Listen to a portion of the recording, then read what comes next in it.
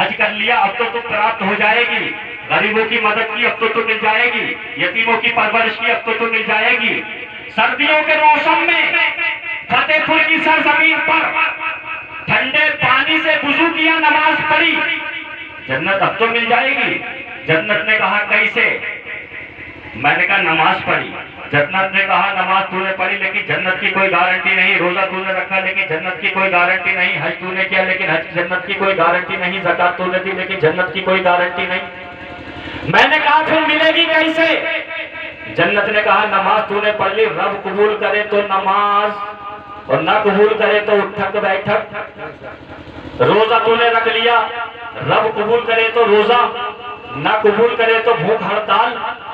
ज़कात तूने दी, रब कबूल करे तो ज़कात, ना कबूल करे तो माल बर्बाद। हज तूने किया, रब कबूल करे तो हज, ना कबूल करे तो माल बर्बाद। मैंने कहा मौला, मैंने कहा जन्नत तू ये बता दे कि जब नमाज पढ़ ली जन्नत नहीं मिल सकती, रोजा रख लिया जन्नत की कोई गारंटी नहीं, ज़कात दी जन्नत की कोई गारंटी नहीं, फिर ये मिलेगी कैसे? तो जन्नत ने कहा कुरान से पूछ। मैंने कहा कुरान नमाज पढ़ी अब तो जन्नत मिल जाएगी, रोजा रख लिया अब तो जन्नत मिल जाएगी, हज कर लिया जन्नत अब तो जन्नत मिल जाएगी। कुरान ने कहा जन्नत की कोई गारंटी नहीं। मैंने कहा कैसे मिलेगी, मुझे कोई रास्ता बता। तब कुरान ने कहा जन्नत लेने की हिम्मत है, जन्नत लेने का हौसला है, जन्नत लेने की ताकत रखता है।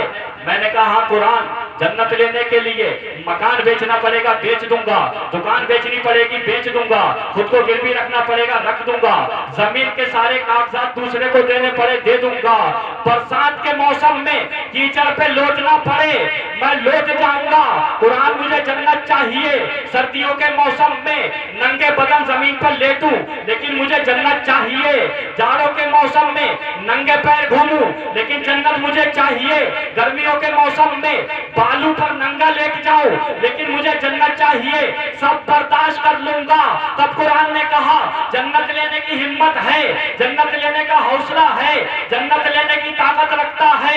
मैंने कहा हाँ कुरान, जन्नत लेने के लिए मुझ में हिम्मत है, जन्नत लेने के लिए मुझ में हौसला है। तब कुरान ने कहा जन्नत के दो रास्ते हैं, अगर माल हो तो लुटा के ले ले और जान हो तो कटा के ले ले।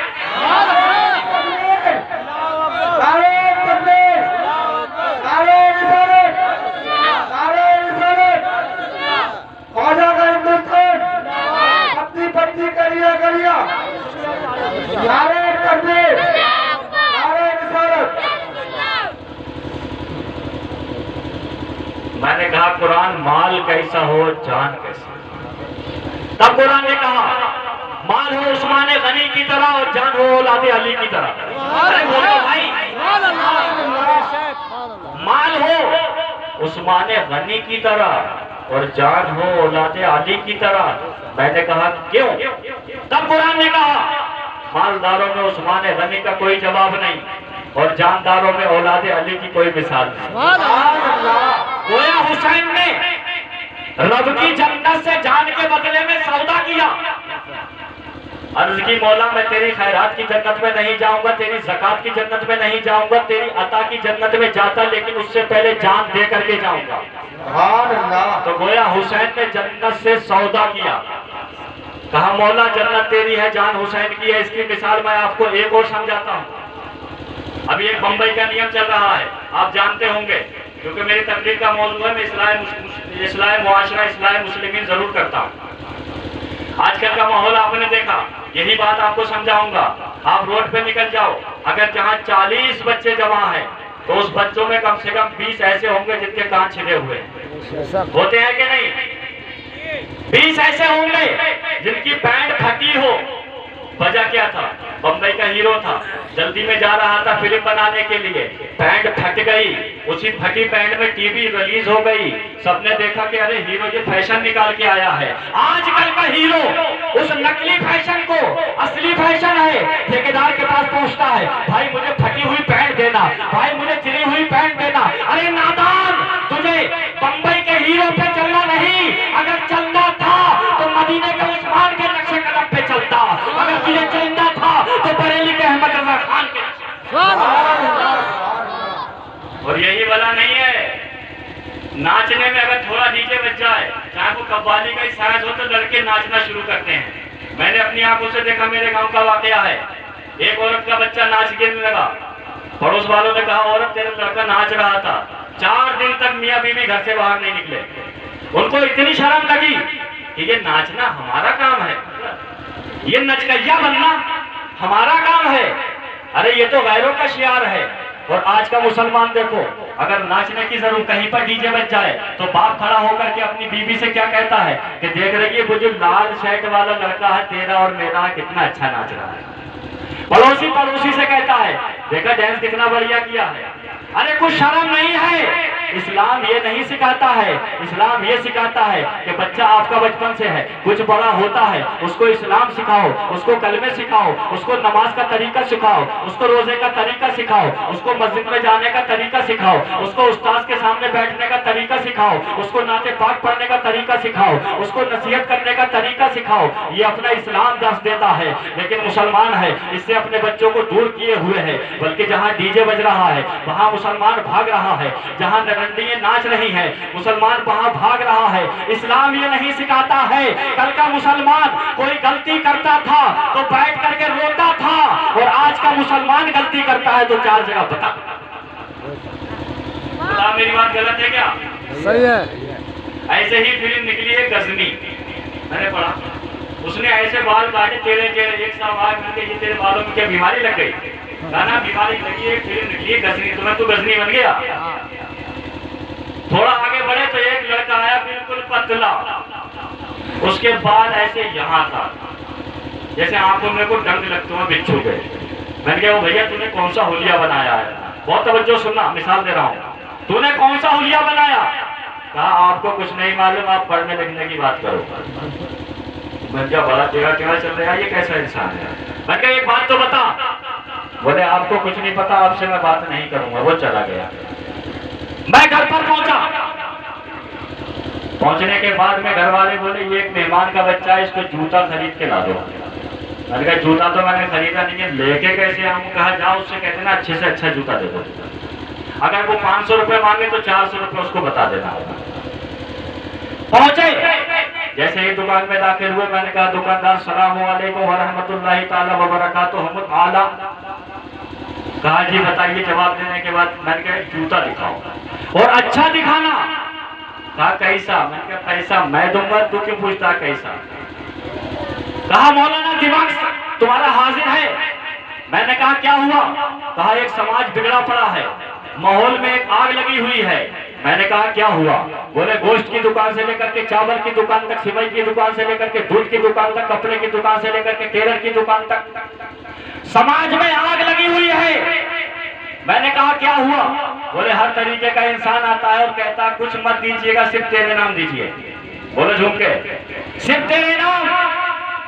मैंने कहा ये तेरे नाम कौन सी बीमारी है? कहा बंबई में एक फिल्म निकली है, जैसा बंबई के हीरो ने किया जमाने का हीरो करा। घर पे आ गए, ईद से फारिग हुए, लेट गए। मिसाल दे रहा हूं समझाने के लिए, लेटे एकदम शोर मचना शुरू। मैंने सोचा आज किसके यहाँ लड़ाई हो गई।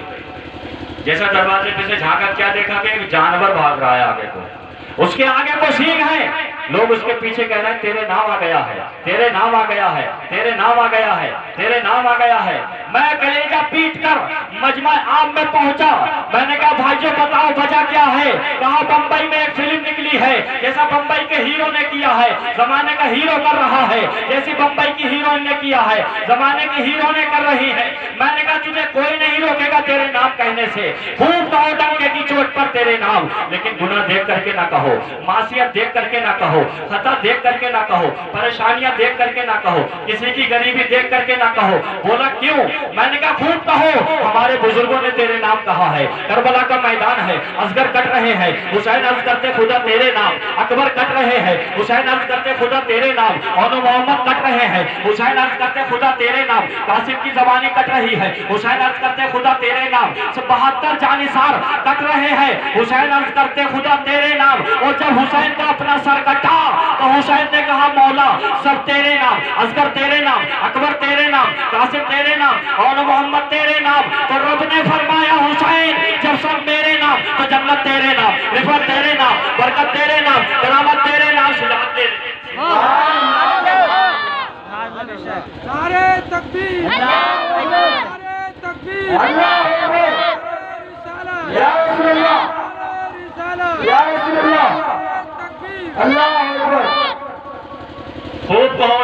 चोट पर तेरे नाम, लेकिन बंबई का नियम देख करके ना कहो, करबला का हुसैन देख करके कोई नहीं रोकेगा। ये महीना चल रहा है 11वीं शरीफ का, इस प्रोग्राम को बहुत अच्छी निस्बत हो गई सरकार बड़े पीर साहब से। किनसे? सरकार बड़े पीर साहब से होश पाक। हजरत ने कितने अच्छे अंदाज में आपके सामने कलाम पेश किए, लेकिन आप में यही जज्बा अब है, ऐसा ही उठने टाइम था। अरे भाई इतना दिखाओ आने वाला, ये सोचे कि फतेहपुर की पब्लिक, फतेहपुर के लोग इतना चाहने वाले हैं दीन के, इतना चाहने वाले हैं कि उन्होंने अपने होश को नहीं देखा, हाथ को नहीं देखा, हाथ किसी के लगा लेकिन हाथ सुभान अल्लाह के लिए उठा। सामने वाले का हौसला अफजाई करना जरूरी है। मैं अपने लिए नहीं कह रहा, लेकिन हजरत के लिए, हजरत के लिए। तो बात चल रही है कि हुसैन ने जन्नत खैरात की नहीं ली है, रब की जन्नत से सौदा किया। एक बात बताइए, दौलत हो प्रधान जी की और बेच दे इसरार भाई, ऐसा होगा? अरे बताओ, उत्तर कुरैशी की जमीन नियाजू भाई बेचने चलेगा? अरे बोलो भाई, लाला जी नहीं क्या?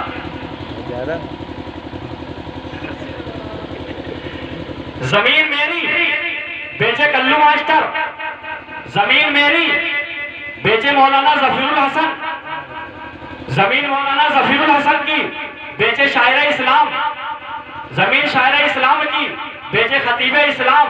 ऐसा मुमकिन है? अरे बोलो नहीं। जिसकी जमीन वही बेचे, जिसकी दौलत वही बेचे, जिसकी संपत्ति वही बेचे, जिसकी मिल्कियत वही बेचे, जिसकी प्रॉपर्टी वही बेचे। अब सवाल ये पैदा होता है, जन्नत तो रब की है, जन्नत तो रब की मिल्कियत है, रब जन्नत का मालिक रब है, तो जिसकी मिल्कियत वही बेचेगा, तो जन्नत रब की, लेकिन बहलूल दाना कैसे बेच रहे हैं? बहलूल दाना कैसे बेच रहे हैं? ये वही बहलूल दाना है।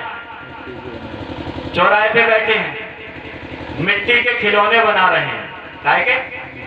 अरे बन्ने भाई सुभान अल्लाह बोलो भाई, हाथ लगा के बोलो। अरे हाथ निकालो, ठंडी इतनी नहीं।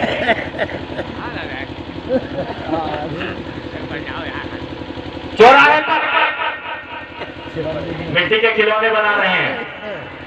जुबैदा आती है। ये जुबैदा कौन है? बहुत नेक औरत, नहर जुबैदा भी मशहूर है मक्के के अंदर। हजरत सामने से गुजरी बादशाह की बीवी है, हारून रशीद बादशाह की। कहा बाबा क्या बना रहे हो? कहा जन्नत। कहा बेचोगे? कहा बेच दूंगा 1 मिनट में। कहा कितने में? कहा 2 दिनार में। 2 दिनार में जुबैदा को आओ ना ताओ, फौरन 2 दिनार दिए, जन्नत ली। है इस भारत की सरजमीन पर किसी की हिम्मत कि बाप की दौलत, बाप की मौजूदगी में बेटा बेचे? नहीं बेच सकता। रब की जन्नत की हैसियत ये कि अल्लाह वाला चौराहे पे बनाए और बेच दे, और मुस्तफा के सदके में नबी का जलवा देखा जाए, खुदा की अजमतों का जलवा देखा जाए। कहा बहलुल दाना से बाबा लो 2 आने, 2 दिरहम लो, 2 दिनार लो। दिए, जन्नत ली, अल्लू में छुपाया। छुपाने के बाद शाही महल में पहुंच गए। कहाँ पहुंची? शाही महल। हारून रशीद ने देखा कि जुबैदा आज कुछ छुपा है। कहा जुबैदा क्या लाई हो? कहा जन्नत। क्या गुड़िया बिट्टों का खेल है जन्नत? कहा जुबैदा को बड़ी मोहब्बत है जन्नत से, जो मिल जाए उसको उठा लाओ और लाके इस महल में रख लो। अरे शाही महल में किस चीज की कमी है? एक से आला सामान यहाँ, उम्दा से उम्दा माल यहाँ मौजूद है। जुबैदा किस चीज की जरूरत? किसी चीज की यहाँ पर कोई जरूरत नहीं है। मिट्टी का पलौदा क्या करेगा? जुबैदा ने किसी की नहीं मानी, अंदर मकान में पहुंच गई, जन्नत को रख दिया, मिट्टी के घर को रख दिया। रात को मियां बीवी लेटते हैं, रात का पिछला पहर गुजरता है। क्या देखा गया कि जन्नतुल फिरदौस है, उसके अंदर एक बहुत खूबसूरत महल है, उस महल पर जुबैदा का नाम लिखा हुआ है। अरे बोल पीछे वाले हाथ उठा के। जिस इंसान ने हाथ नहीं उठाया, मैं ये सोचूंगा शायद उसको तकरीर अच्छी नहीं लग रही है या वो सो रहा है। सुभान अल्लाह। पहलू दाना के नाम पे एक मर्तबा बोल दो सुभान अल्लाह। हारून रशीद ने जैसे ही देखा कि जन्नत में एक महल, उस महल पे जुबैदा का नाम लिखा है, पसीने पसीने। आंख खुल गई, उठ के बैठ गए, फिर लेट गए, फिर उठ के बैठ गए। अब करवटें बदल रहे हैं लेकिन रात पूरी नहीं हो रही है। बड़ी बामुश्किल सुबह सहेरे सवेर नमूदार हुआ। सुबह का सूरज निकला और जैसा ही शाही महल से बाहर आए, कहा जुबैदा इधर आओ। जुबैदा आती हैं, बादशाह सलामत क्या हुक्म है? आज सुबह सुबह मुझे बुलाया, क्या वजह है? कहा जुबैदा मैंने जन्नतुल फिरदौस को देखा है। उस जन्नत के अंदर एक बहुत खूबसूरत महल है, उस महल की पेशानी पे तुम्हारा नाम लिखा हुआ है। जुबैदा तुम ये बताओ, ये महल, ये जन्नती महल कहां से लेकर के आई? जुबैदा अर्ज करती है, बादशाह सलामत, मेरे सर के ताज, मेरे मालिक बस उसी चौराहे पर बहलूल दाना जन्नत बना रहे थे और मैंने उनसे डेली लेकर के कहा जुबैदा एक बात बताओ, कितने पैसे की जन्नत खरीद करके लाई? कहा सिर्फ 2 दीनार पर। इतना कहना था। बादशाह खड़ा होता है, अपने वजीरों को साथ में लेता है, रियाया को साथ में लेता है, शाही जाहो जलाल के साथ, आन बान शान के साथ पहुंच जाता है उसी चौराहे पर जहां पर बहलूल दाना जन्नत बना रहे थे। बहलूल दाना एक अल्लाह की बारगाह के मस्त, जिस तरीके से कल थे उसी तरीके से आज, जैसे कल बना रहे थे वैसे ही आज बना रहे हैं। पहुंचते हैं, अस्सलाम वालेकुम बाबा। वालेकुम अस्सलाम, बताइए बादशाह सलामत कैसे तशरीफ लेकर के आए? कहा कल जुबैदा आई थी। कहा हाँ। कहा उन्होंने जन्नत खरीदी थी। कहा हाँ। कितने में? कहा 2 दीनार में। कहा जन्नत मुझे भी चाहिए, जन्नत मुझे भी चाहिए, जुमला नोट करो, जन्नत मुझे भी चाहिए। कहा तुम भी ले लो। कहा बेचोगे? कहा बेच दूंगा। कितनी जन्नतें हैं? बोले अनलिमिटेड, जितनी चाहो उतनी लो। अब एक जुमला समझो, जो लोग नबी की नबूवत पर एतराज करते हैं, नबी की नजरे करम पर एतराज करते हैं, उनके लिए जुमला देना, अरे नबी के इल्मे गैब पर एतराज करने से पहले बहलूल दाना की नजर को देख लो, नजरे नबूवत समझ में आ जाएगी, विलायत नजरे विलायत समझ लो। बहलूल दाना ने कहा ठीक है मैं जन्नत बेच दूंगा। हारून रशीद ने कहा बोलो कितने में बेचोगे? कहा तेरी पूरी हुकूमत नहीं खरीद पाएगी। जुमला, तेरी पूरी हुकूमत नहीं खरीद पाएगी। कहा बाबा कल तो 2 दीनार में बेची थी, रातों रात इतने रेट हाई कैसे? फरमाया जुबैदा बगैर देखे लेकर के गई थी, तू देखने के बाद लेकर के आया है। तो हमने क्लियर कर दिया, अला इन्ना औलिया अल्लाह ला खौफुन अलैहिम वला हुम यहज़नून, अल्लाह के वलियों को कोई खौफ नहीं, कोई गम नहीं। और अल्लाह के वलियों को अल्लाह ने पावर दिया है, जिसके चाहे जन्नत बेचे, जिसके चाहे दौलत दे, जिसको चाहे औलाद दे। अब जो इस चीज पर एतराज करे उसका अपना एतराज तो हो सकता है, लेकिन विलायत पर एतराज नहीं कर सकते। मैं आपको एक जुमला बता दूं, नबूवत को पहचानना आसान है, विलायत को पहचानना आसान नहीं। वलियों के 400 दर्जे हैं। कितने? 400। वली कितने किस्म के होते हैं बताइए? वली होते हैं 400 किस्मों के। कौन सा दर्जा अल्लाह किसको अता फरमाएगा हम नहीं जान सकते, लेकिन हमें इतना मालूम है कि सरकार गौसे पाक रज़ी अल्लाह तआला को अल्लाह ने सारे वलियों से अफजल बनाया। आइए मैं बारगाह आला हजरत में अर्ज कर पहुंचता हूं। सरकार गौसे पाक के बारे में आप क्या इरशाद फरमाते हैं? तो आला हजरत गौसे पाक की बारगाह में बोलतेवाना अर्ज करते हैं, वाह क्या मर्तबा ऐ गौस है वाला तेरा। सुभान अल्लाह। बात बताओ, आपके जिस्म में सबसे ऊंची जगह कौन सी है? जल्दी बोलो फटाफट। पूरे जिस्म के अंदर कोई भी एक आदमी खड़े होकर बता दो कि कौन सी ऊंची जगह है जिसका मर्तबा सबसे ज्यादा। सर भाई, इंसान का सर पूरे जिस्म के अंदर सबसे ऊंचा और सबसे नीचा कदम है कि नहीं?